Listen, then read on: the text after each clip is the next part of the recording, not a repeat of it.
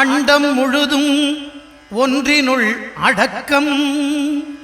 அதுவே ஆனைமுகமெனும் ஓங்கார விளக்கம். சுழலும் கோள்கள் அவன் சொல் கேட்கும். அவனை தொழுதால் போதும் நல்லதே நடக்கும். ஆனைமுகனை தொழுதால் நவக்கிரகங்களும் மகிழும். நல்லதே நடக்கும், நல்லதே நடக்கும்.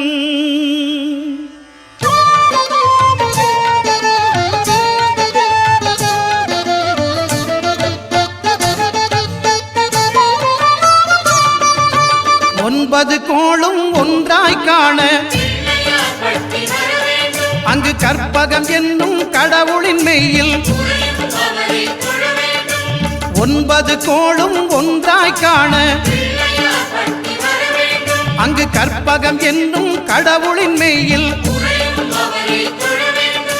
சூரியன் முதலாய் 9 கிரகமும் பலவித குணங்களை கொண்டிருக்கும். எங்கள் கற்பக தருவில் அவை வரும்போது ஒன்றாய் சேர்ந்து பலனளிக்கும்.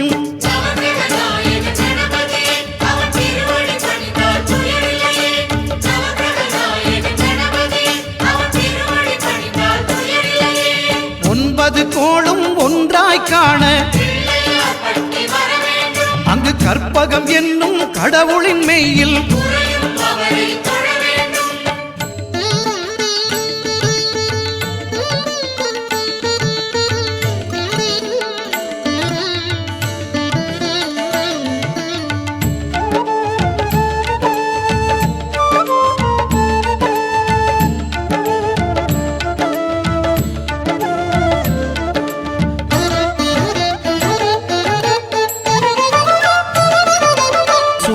பகவான் ஒளிமுகம் காண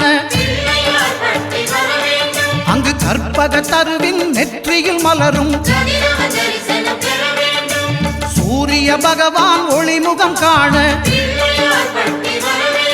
அங்கு கற்பக தருவின் நெற்றியில் மலரும்.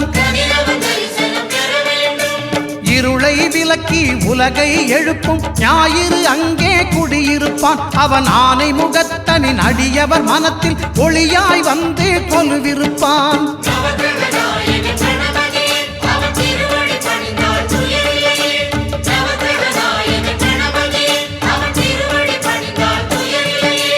ஒன்பது கோளும் ஒன்றாய் காண அங்கு கற்பகம் என்னும் கடவுளின் மெய்யில்.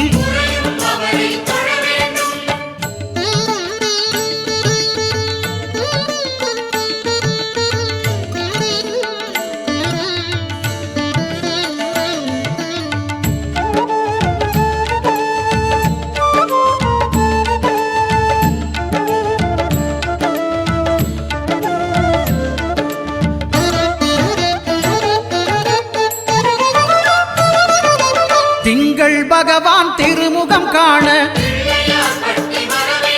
அங்கு கற்பக பெருமான் தொப்புள் குழியில்.